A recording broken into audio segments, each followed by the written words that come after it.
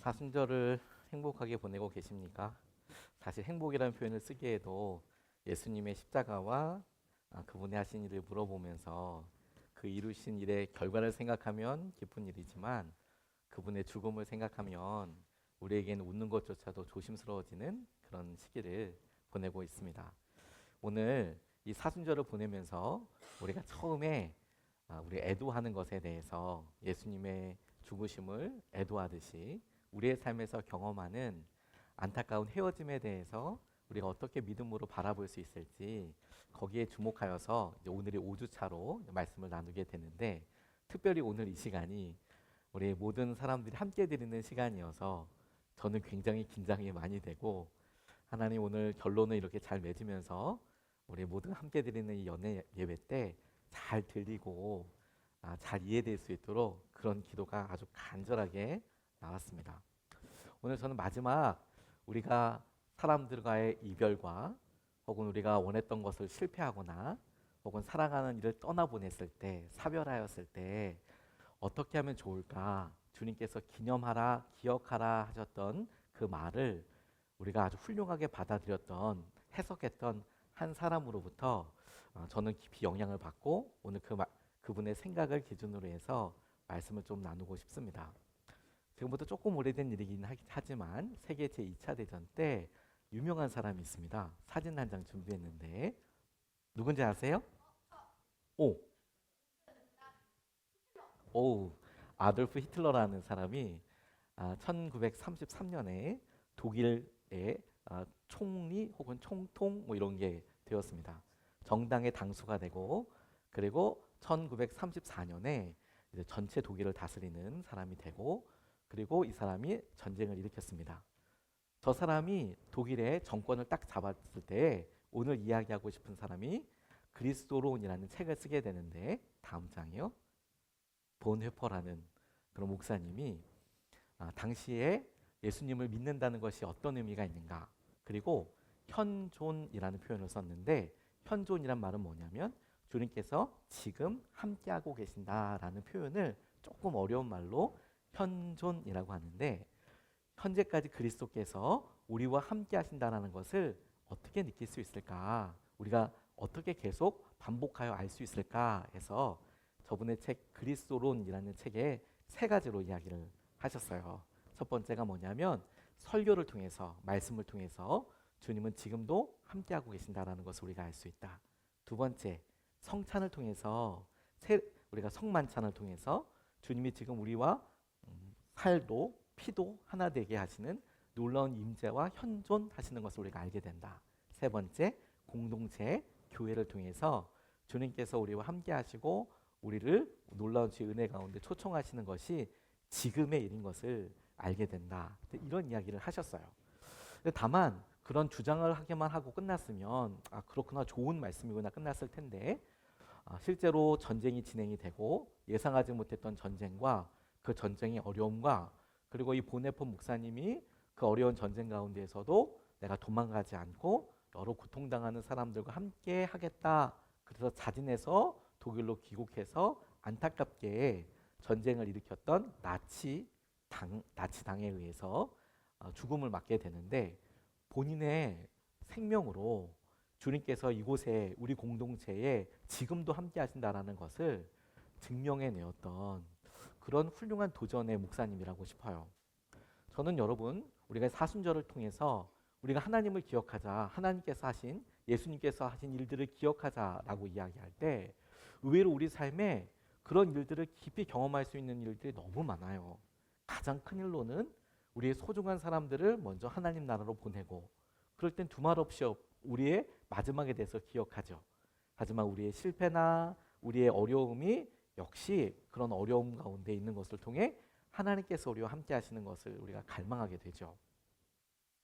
주님께서 십자가에서 돌아가실 때 그 바로 전날에 이렇게 말씀하셨습니다. 이따가 우리가 함께 성찬을 나누게 되겠지만, 이 성찬을 통해서 예수님을 당신이 하신 말을 기억하여라 라고 말씀하셨습니다. 우리가 초등부 학생들한테 물어보니까 예수님 함께 하시고 뭐 이런 것들 묻기 전에 성찬식이 어때? 너무 좋아하더라고요. 빵 준다고. 그래서 아이들이 이 성찬 함께 하는 거 좀 어렵지 않을까 싶었는데 오히려 물어보니까 빵 달라고 빵 나눠줘서 너무 좋다고 그래서 그럴 수도 있겠다. 하지만 이것에 특별한 의미가 있어요. 어떤 의미가 있냐면 이 기억하라라는 말에는 두 가지 그리스어가 있는데 하나는 무네무논이라는 단어가 있고 또 다른 하나는 아남네시스라는 단어가 있는데 무네무논이라는 뜻은 우리가 기억하는 기억 자체를 말해요. 혹은 기념이란 말도 있어요. 어떤 일, 사건에 대해서 기념한다. 그런데 아남네시스라는 말은 생각하게 한다, 회상한다, 기억한다 이런 의미로 다가오고 있어요. 그리고 오늘 예수님께서 우리에게 기억하라라고 말씀하시는 것은 특정한 어느 날을 기념하라 무네무논이 아니라 하나님께서 예수 그리스도를 통하여 사신 일 그리고 예수님께서 우리에게 말씀하신 일들을 기억해라 아남네시스라는 단어를 통해서 이것이 어느 한 날을 기념하는 수준이 아니라 그 일에 있었던 의미와 상황들을 미리 바라보고 그리고 그게 어떤 의미인지 삶으로 받아들여라. 4월에는 우리 온 나라에 정말 안타까운 일이 있었습니다. 여러분들도 기억하실지 모르겠어요. 2014년에 4월 16일에 정말 안타까운 일이 있었습니다. 우와, 세월호 사건이 있었어요. 어떻게 이렇게 정확하게 기억하고 있을까? 세월호 사건의 배를 볼 때마다 저는 아직도 마음이 막 두근두근 떨립니다. 그 안에 있는 아이들이나 이런 고통들이 그리고 그분들의 그 아이들의 부모님들이 가졌던 마음들이 사실 지금도 너무 아프게 다가와서 그 배 사진을 오래 보고 있지 못하겠어요. 막 멀미가 나듯이 너무 힘들거든요. 그런데 바로 이렇게 그 일을 놓고 우리가 4월 16일 날 그런 안타까운 일이 있었지. 그래서 그걸 어떤 식으로든 모여서 기념하는 것도 있지만 우리가 그런 안타까운 일이 있어서 다시는 그런 일이 일어나지 않도록 기억하고 그리고 그 일에 대해서 준비하고 안타까워하고 그 슬픔을 함께 나누고 하는 일들이 기억하다 아남네시스라는 단어입니다. 주님께서 우리에게 기억하라라고 이야기하실 때 바로 그와 같은 일이에요. 부활절 그리고 부활절을 전주로 끼고 있는 고난주간을 통해 주님께서 우리에게 어떤 일을 하셨는지 하나하나 살펴보기도 하겠지만 그 일에 앞서서 우리가 40일이나 사순절을 갖게 되는 이유는 뭐냐면 이것을 우리 삶에 살아내기 위함이에요.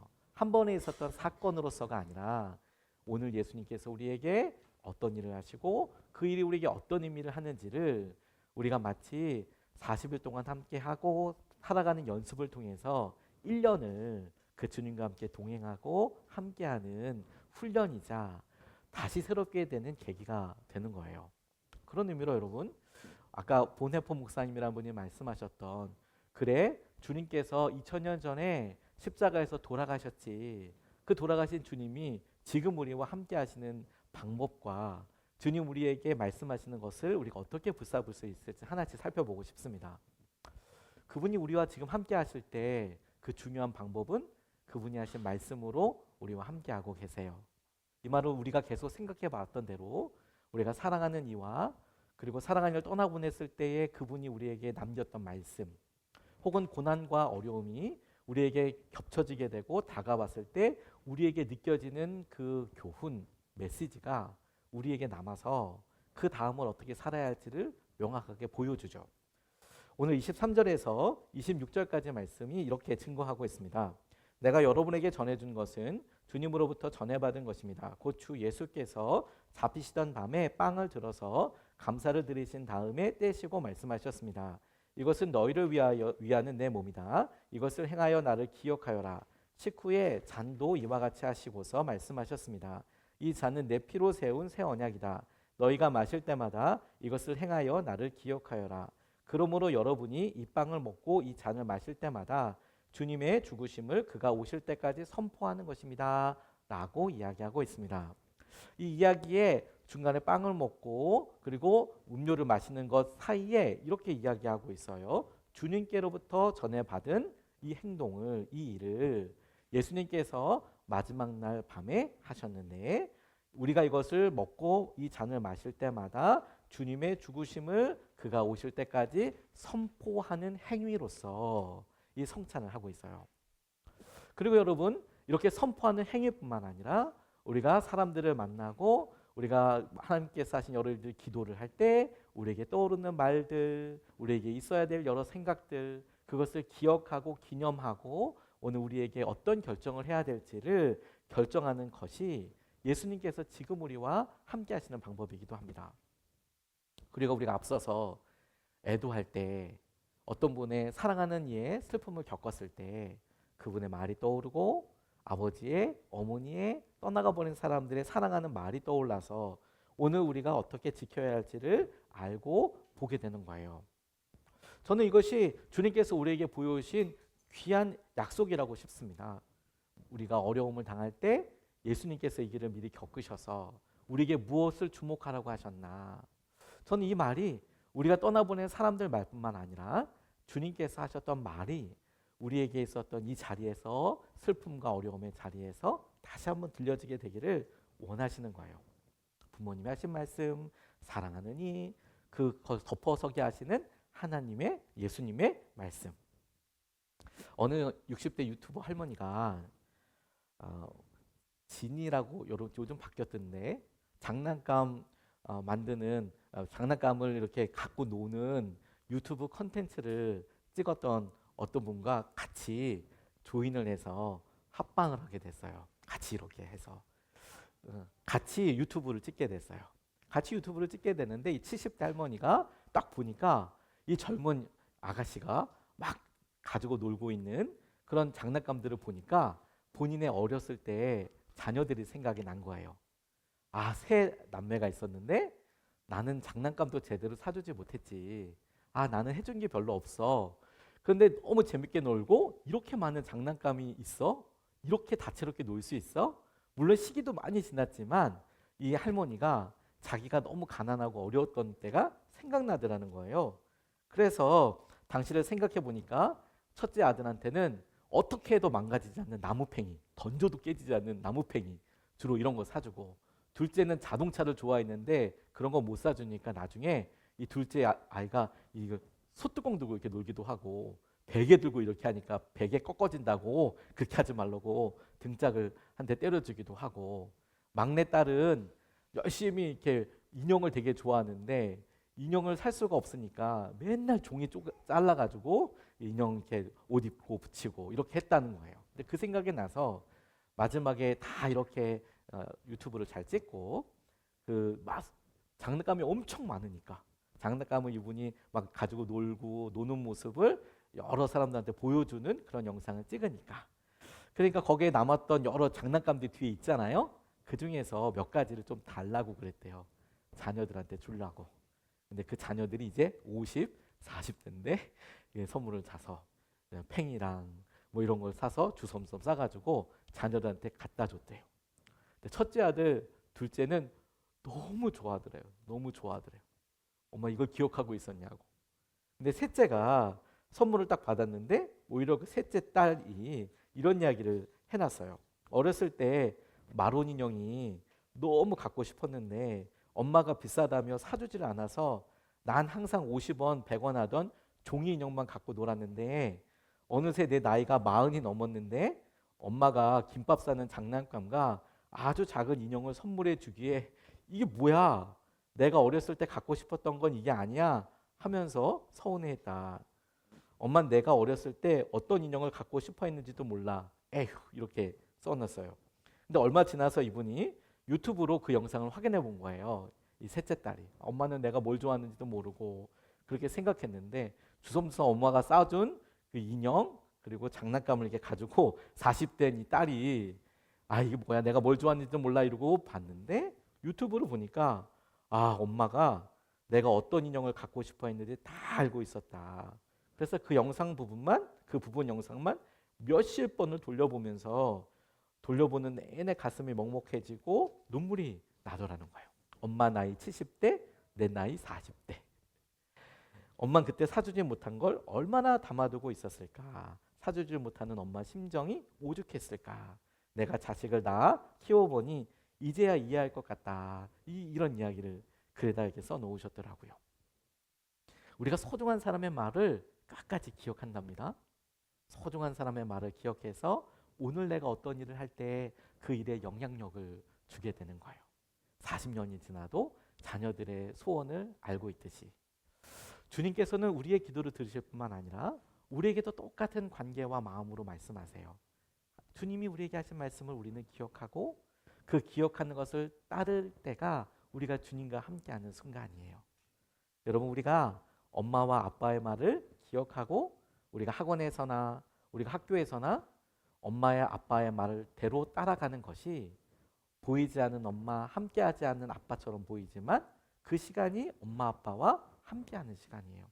똑같이 우리가 주님과 함께하는 시간도 주님의 말씀을 떠올리고 그 주님의 말씀이 실제로 지금 내게 그대로 따라지게 되는 거, 순종하게 되는 거, 그게 주님이 우리와 함께 하시는 방법입니다. 여러분, 예수님의 말씀을 꼭 기억하세요. 따라해 볼까요? 예수님의 말씀을 기억해요. 예수님의 말씀을 기억해요. 두 번째로 주님은 어떻게 우리와 함께하고 계시냐면 함께 먹는 식사를 통해서 함께하고 계십니다. 오늘 우리가 성찬을 나누게 될 텐데 오늘은 아주 특별한 날이기도 합니다. 우리가 연합 식사를 하기도 하죠. 처음에 우리가 이런 연합 식사를 할 때 이것을 기도하면서 주님이 저에게 떠오르게 하고 생각났던 말씀이 이 말씀이기도 하고 또 이 의미이기도 합니다. 오늘 본문 말씀에 24절 25절 말씀을 보면 이렇게 나와 있어요. 감사를 드리신 다음에 떼시고 말씀하셨습니다. 이것은 너희를 위하는 내 몸이다. 이것을 행하여 나를 기억하여라. 식후에 잔도 이와 같이 하시고서 말씀하셨습니다. 이 잔은 내 피로 세운 새 언약이다. 너희가 마실 때마다 이것을 행하여 나를 기억하여라 라고 이렇게 이야기하고 계세요. 떡을 먹고 빵을 먹고 음료를 마시는 순간이지 않습니까? 그래서 우리는 이것을 성찬으로 함께 드리고 있는데 초대교회에는 교회에서는 이 밥 먹는 게 엄청 중요해서요. 그리고 오늘 우리가 진행하는 성찬식은 이걸 아주 간략하게 축약한 모습입니다. 여러분들 앞으로 나오셔서 빵을 떼서 먹고 음료를 먹지만 이 행동 자체가 갖고 있는 의미는 사실 전체 식사에서 아주 간략하고 아주 단순하게 축약해 놓은 형태예요. 원래는 어떻게 식사했는지 아세요? 우리가 밥 먹는 것처럼 식사했습니다. 오늘 이따가 여러분들이 우리 전체 매월마다 연합 식사할 때 느껴지는 것처럼 그렇게 식사하게 될 거예요. 그렇게 식사를 하기도 했습니다. 오늘 식사를 위해서도 많은 분들이 수고해 주셨습니다. 아침부터 오셔서 열심히 우리 부엌에서 주방에서 일도 하시고 집에서 포트락으로 다 이렇게 갖고 오셔서 식사도 하고 뭐 우리 비빔밥에 들어갈 것도 재료도 준비해 오시고 준비를 많이 하셨죠. 초대교회의 모습은 오히려 성찬식의 모습보다 우리가 이따가 식사하는 식사의 모습과 더 많이 닮아 있어요. 함께 식사하고 함께 교제하는 시간을 가졌습니다. 각자 자신이 먹을 것을 가져왔고 아주 부유한 사람들은 많이 좋은 것들을 가져왔고 그리고 가난한 사람들은 없지만 조촐하지만 그것을 가져오기도 하고 혹은 못 갖고 오기도 했습니다. 그래서 오늘 본문 말씀의 뒤를 보면 바울이 이 앞뒤로 이런 이야기를 해요. 같이 밥 먹는 시간에 조금 기다려줘. 왜냐하면 가난한 사람들은 늦게까지 일하다가 오니까 일찍 성찬을 시작하면 밥을 못 넣는 일도 생기니까 좀 기다려주고 함께 식사하도록 해. 그리고 그것을 먹는 이유가 주님을 기억하기 위함인 것을 꼭 기억해. 이런 이유로 오늘 본문 말씀이 쓰여졌거든요. 우리가 함께 먹는 식사, 이게 주님과 함께하는 식사예요. 우리가 할 수만 있으면 성찬식을 우리 예배팀장님이랑 이야기를 안 해본 거 아니거든요. 우리 같이 밥 먹는 걸 갖다가 예배 시간에 한번 끌어내 볼까? 이런 생각을 안 한 건 아니지만 그렇게 하는 순간 인터넷으로 예배 드리시는 분들은 황당하실 것 같아서 우리가 앞에서 이렇게 비빔밥 먹고 있으면 당황스러우실 것 같은데 실제 초대교회 모습은 그랬다라는 거죠. 밥 먹는 거예요, 여러분. 우리는 참 다양한 이유와 목적들로 사람들을 만나지 않습니까? 그리고 예전만큼 식사하는 것이 참 다양한 의미인 것 같아요. 어떤 관계를 위해서도 혹은 아주 친하기 때문에 그리고 그냥 한 번, 두 번 정도 식사해 줄 수 있는 관계 다양한 직장에서 식사를 하기도 하고 근데 정말 여러분 우리가 살면서 반드시 해야 될 일이 밥 먹는 거잖아요. 근데 밥 먹는 것에 이렇게 모든 일에 하게 되지만 나중에 지나고 나면 결국에 밥 먹는 사람이 기억이 남더라고요. 학교에서도 누구랑 기억이 제일 많이 남아요? 결국에는 급식 같이 먹는 애들. 결국에는 같이 식사하는 사람들. 그 사람들과 여러 이야기를 남게 되더라고요. 가족도 우리를 식구라고 부르지 않습니까? 제가 참 좋아하는 목사님 중에서 김관성 목사님이라는 분이 계신데 이분이 행신 침례교회라는 교회를 이렇게 개척하셨다가 그리고 그 교회가 엄청 이제 부흥을 하기 시작하고 그 교회를 부목사님한테 이렇게 물려주시고 본인은 울산에 가서 낮은 담 침례교회 뭐 이런 걸 다시 재개척하셔서 요즘 많은 사람들한테 은혜를 베푸시는 그런 분이신데 이분을 이렇게 만나고 이제 식사를 같이 하는데 교제하면서 이제 어떤 일 이렇게 하시느냐. 근데 이분이 그런 이야기 하시더라고요. 성도님들 오시면 그 교회 앞에 닭갈비 집이 있는데 닭갈비 먹었다고 그렇게 부담되지도 않고 닭갈비를 먹고 새가족 신방은 무조건 닭갈비 집에서 하셨다고. 자, 그 얘기를 이렇게 듣고 오늘 말씀을 이렇게 적용하면서 요즘 신방도 하고 있는데 이런 생각과 부탁이 들었어요. 여러분 저 밥 좀 사주세요. 아니면 제가 사드릴게요.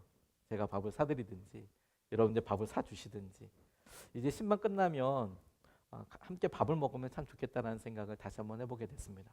정작 저는 가만히 돌아보니까 성도님들 가운데 목사가 온다 그러면 식사를 어떻게 해야 되는지 되게 부담들을 많이 가져하시고 그리고 집에서 어떻게 차려야 할지 그리고 나가서 식당에서 가셔야 하는지에 대해서 엄청 부담들을 느끼셔서 그런 부담 안 준다고 고민하지 마시라고 그래서 식사를 안 한다라고 한 건데 정작 우리가 함께 먹으면서 우리 같이 교제하고 하는 것들이 많이 제한되는 것에 좀 돌이켜보게 됐어요.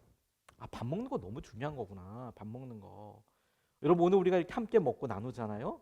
우리 여러 학생 여러분들도 우리 함께 성찬하는 사람이에요. 우리 한 떡을 나눈 사람이고 한 음료를 마시는 사람들이에요. 그 말이 우리에게 의미하는 바는 우리는 한 식구라는 거예요. 우리는 한 식구다. 우리가 함께 밥 먹던 사람이야. 거기에서부터 시작이 된다고 싶어요. 우리 함께 밥 먹던 사람이야. 밥 먹던 사람이야. 우리는 동일한 떡과 음료 앞에서 하나임을 확인하고 또 동일한 주님을 바라보고 있음을 우리가 고백하게 될 거예요.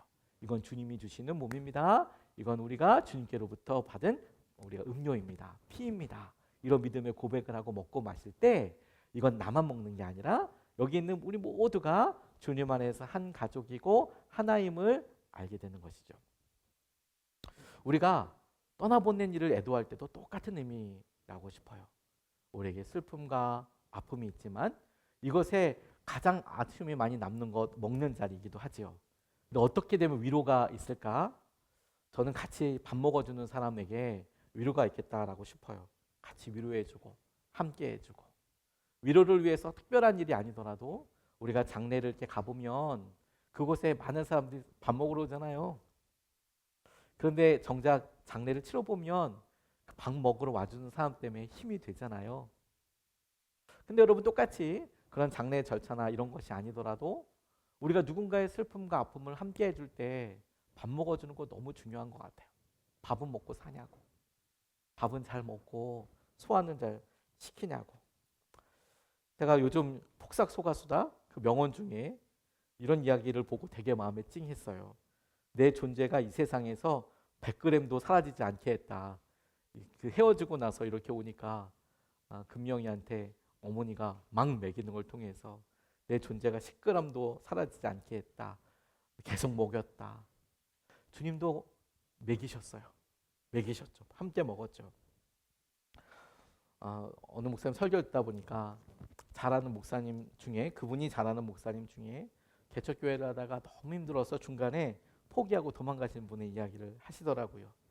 전도를 아무리 해도 성도들이 늘지 않고 월세금, 공과금 너무 빨리 오고 그래서 교회 문을 잠그고 도망가셨대요.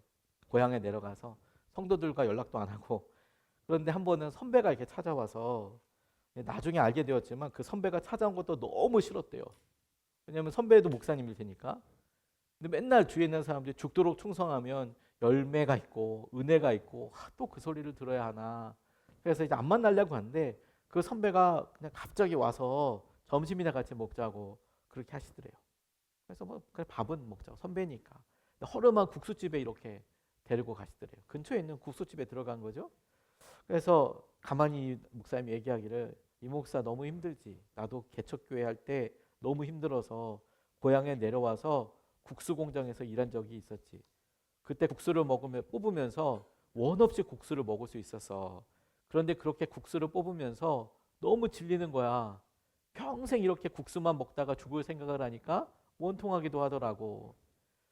그리고 앞으로는 국수를 절대 먹지 않겠다. 다시는 꿈을 이룰 때까지 국수는 먹지 않겠다. 이렇게 결심하고 여러 과정을 통해서 다시 이제 복귀를 하게 되신 거였어요. 30년 동안 이분이 진짜 국수를 정말 먹지 않았대요.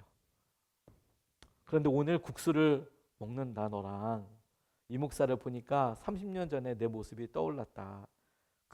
그리고 한 말 안 하고 뭐 목회를 다시 해라 이런 말 하지 않고 널 보니까 30년 전에 내 모습이 떠올랐다. 그리고 그냥 가시더래요. 근데 얼마 후에 그 목사님이 고향을 떠나서 다시 교회로 돌아가서 그리고 지금까지 열심히 목회를 하고 있더라는 거죠.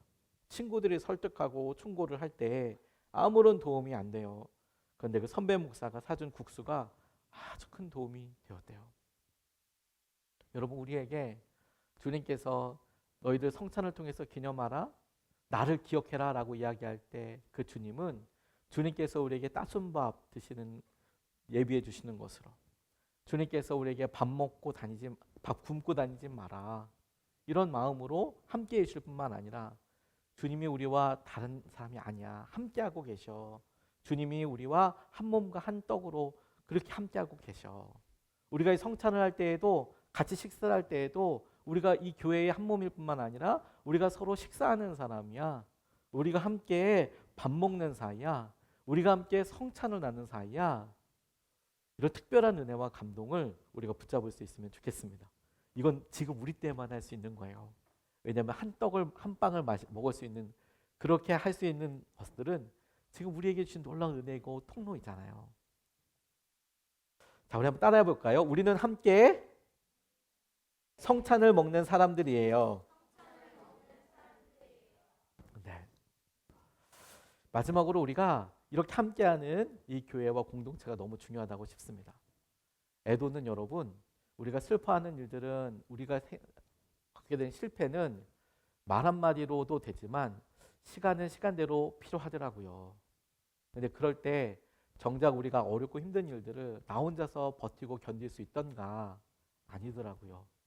함께 할 때 그래도 아무 말 안 하더라도 함께 식사해주고 나를 똑같이 대해주고 한결같이 대해주고 그렇게 해주는 사람들 때문에 결국에는 일어서게 되더라고요.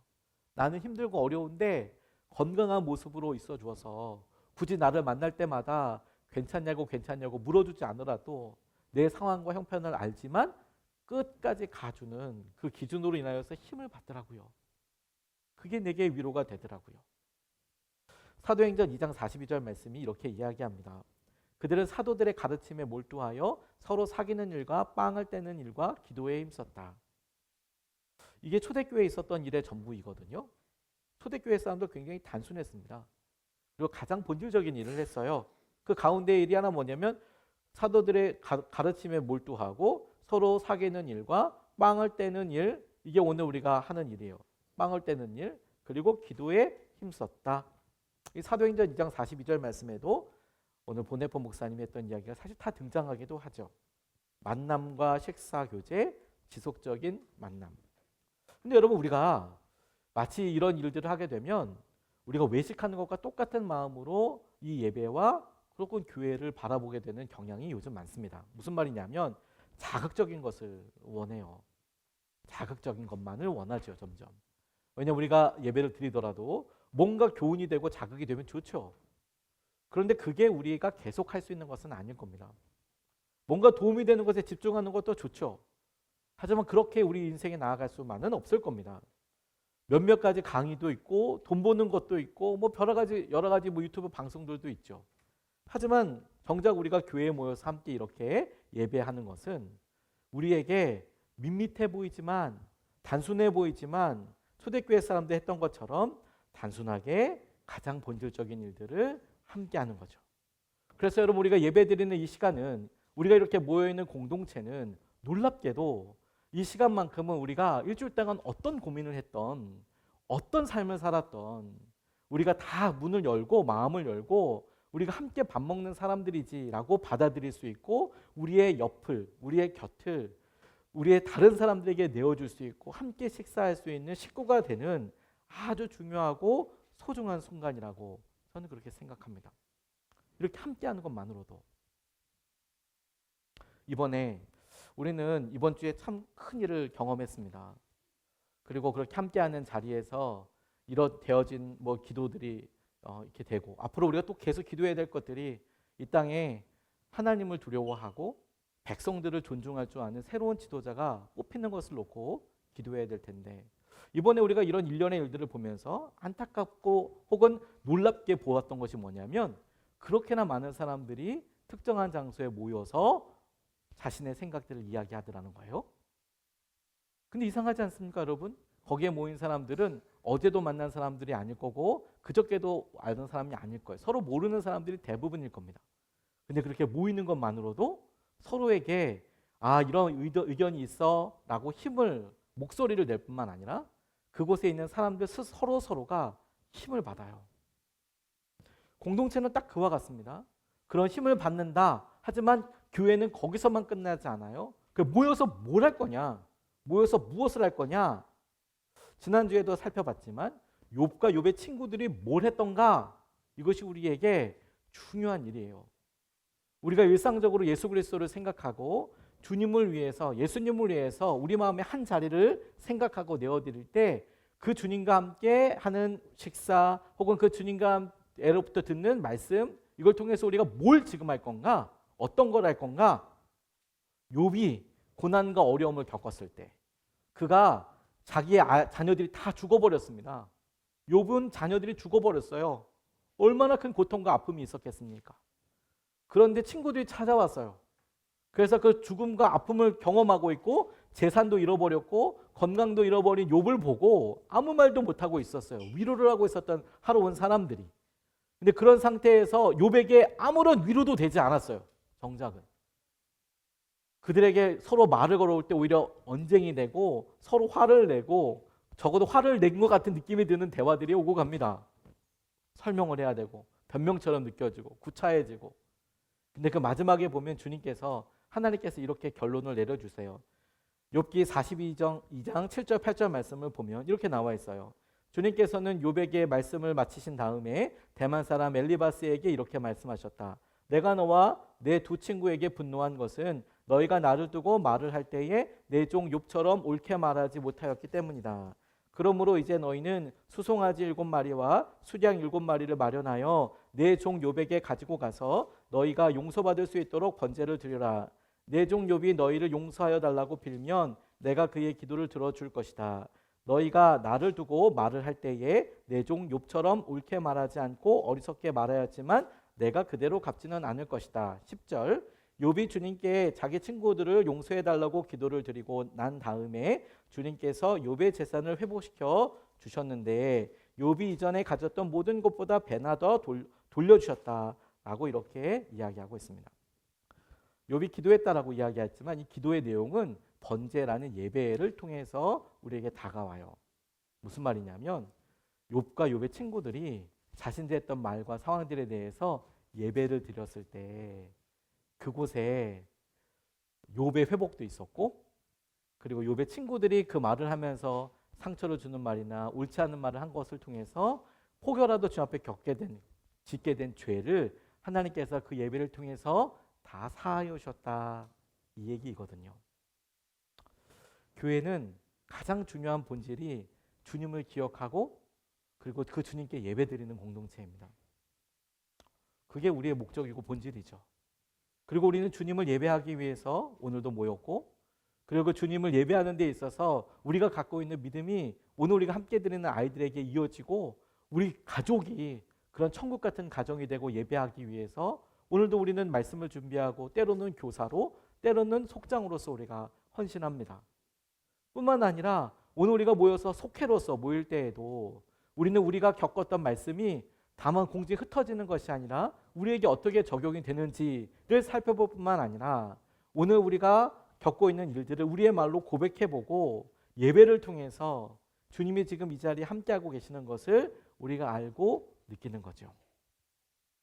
그래서 여러분 우리가 이렇게 생각해보고 함께할 때 우리에게 있었던 일, 여러 상황들, 때로는 우리가 함께하고 있었던 사람들이 떠나가고 이런 것들 때문에 상처받는 여러 이유들도 저는 그와 같다고 싶어요. 함께 있는 거, 함께 예배하는 거.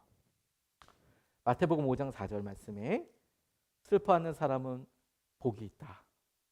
하나님이 그들을 위로하실 것이다. 산상보훈에 산상수훈에 이런 말이 있는데 하나님이 그들을 위로하여 주실 것이다. 슬퍼하는 사람들. 근데 이 위로라는 표현이 NIV 성경이나 NLT 성경에 보면 이렇게 나왔어요. comfort라는 단어를 써요. comforted. 위로하였다. 이 뜻은 어떤 목사님이 이렇게 해석하셨더라고요. 위로를 의미할 때 보통 위로라는 것이 그 사람과 함께하기 위해서 좋은 말을 해주고 혹은 이렇게 하는 거라고 싶지만 주님께서 말씀하신 위로 comforted는 com이 함께라는 뜻이고 fort가 요새라는 뜻이거든요. 그래서 comfort 함께 요새를 지킨다라는 의미와 가깝지 않겠냐. 실제 그리스어로도 이게 좀 비슷해요. 함께 내 소중한 가치와 내 소중한 일들을 지키는 것, 그게 위로. 우리가 이렇게 함께하고 함께 여러 일들을 보고 누리게 되는 것. 여러분 이 일을 작게 여기지 마십시오. 우리는 그래 우리가 주위에 돈만 있으면 혹은 시간만 있으면 관심만 있으면 우리가 뭐 사이트에서 앱에서 받아서 이렇게 얘기하고 보게 되고 그리고 심지어 우리가 원하면 유튜브에서 좋은 말씀도 들을 수 있겠지만 근데 정작 여러분 우리는 몸이 가서 그리고 우리가 함께 만나서 함께 식사를 하고 그리고 그 자리에 함께 하면서 위로를 하고 위로가 되고 하는 그런 모임을 우리가 하고 있는 거예요. 그리고 이것이 우리에게 서로에게 도움이 되고 이기도록 힘을 주는 것입니다. 주님 안에서 그와 같은 일을 하는 거니까요. 그런데 여러분 우리가 영원한 것을 믿지 않는다면 이런 믿음이 점점 보잘것없어 보여요. 지금 당장 내게 필요한 걸로 하기 위해서 또 다른 선택을 하지. 이것은 영원한 것을 믿지 않기 때문에 그렇습니다. 우리가 영원한 것을 믿는다면 믿고 있는 우리의 믿음으로 본다면 사별도 있고 이별도 있고 그 이별에 다시 만날 것을 생각한다면 그러면 우리가 지금 하는 일들이 얼마나 소중하고 중요한 일인지 몰라요. 그리고 오늘 우리가 나누는 식사와 성찬이 얼마나 중요한 일인지 모릅니다. 이건 우리에게 분명한 목표와 기준이 될 거니까요. 그리고 주님께서 우리에게 이런 첫 부활의 증인이 되신 거예요. 주님께서 우리에게 부활하신 모습을 보여주시고 알게 해주신 거예요. 제가 일본에 가서 사진 하나를 찍어왔는데 이런 사진입니다. 교회 모습이 잘 보이나요? 빌딩 사이에 있는 교회인데 뭐라고 써 있냐면 안 보인다. 해안교회라고 부르는데 요코하마라는 곳에 있어요. 안 보이네요. 글씨가 저도. 요코하마에 있는 최초의 교회인데요. 오래전부터 그곳에 있었습니다. 그러니까 일본에 첫 번째로 복음이 들어왔을 때 그 선교사님들이 저곳에서 예배를 드렸대요. 근데 지금은 저기가 요코하마 항구 바로 옆이어서 엄청 비싼 땅이기도 하겠지만 주위에 그래서 빌딩들이 많이 있는데 일본 교회사에서는 아주 기념비적인 곳입니다. 작은 교회 하나가 여전히 남아 있어요. 우리나라로 이야기하면 뭐 정동제일교회, 뭐 소래교회 이런 것처럼 150년도 더 된 저 교회가 저렇게 있습니다. 물론 증축도 여러 번 하기도 했지만, 근데 저 교회에 독특한 전통 한 가지가 있어요. 그게 뭐냐면 저 교회 교인들이 하나님 나라로 가게 되면 고인이 된 사람의 나이만큼 종을 치는 거예요. 땡땡땡. 그런데 너무 어린 아이가 생명을 다하잖아요. 그러면 사람들이 그걸 알잖아요. 그래서 너무 슬프니까 5번 울리고 말면 너무 슬프잖아요. 그럴 경우에는 66번을 쳤대요. 성경에 나와 있는 66번 상징해서. 그럼 사람들이 알죠. 몇 살인지는 모르겠지만 어린아이가 죽었구나. 66번을 치고. 근데 저 종과 관련돼서 일본 사람들이 저 소리가 크게 나고 종이 막 땡땡 막 낮에 울리고 막 그러면 싫어할 수도 있잖아요. 예수님 안 믿는 사람들이 교회에서 종을 치니까. 근데 오히려 그래서 없어졌던 적이 있었답니다. 종 치지 말자고 시끄러우니까. 그런데 그런 일이 바로 있고 나서 얼마 지나지 않아서 다시 그 지방 사람들이 모여서 요코하마 사람들이 모여서 종을 다시 치자고. 그것도 우리의 문화이다고. 그렇게 종소리가 들리고 함께하는 것도 우리가 오랫동안 100년이나 넘게 갖고 온 우리 전통인데 한번 지켜보자고. 여러분, 우리는 어떤 모습으로 기억될까요? 하다못해 교회에서 종소리를 들리는 것을 통해 그 지역 사람들이 그래 저게 교회에 있지. 오늘도 누구의 죽음을 통해서 우리가 추념하고 묵념하고 안타까워하죠. 하지만 여러분, 오늘 우리가 이렇게 겪으면서 오늘 우리가 사순절을 이렇게 보내면서 오히려 우리의 경험을 통해 너무도 가까이 와 있지만 우리가 멀게만 생각하는 죽음에 대해서 예수님은 당신의 죽음을 통해서 우리를 그 한가운데로 초청하시고 함께 갈 수 있어. 괜찮아. 이길 수 있어. 우리의 실패와 우리의 낙담에 대해서 괜찮아. 이길 수 있어. 함께 할 수 있어. 주님의 은혜와 마음으로 우리를 이끌어 주시고 세워주시는 줄로 믿습니다.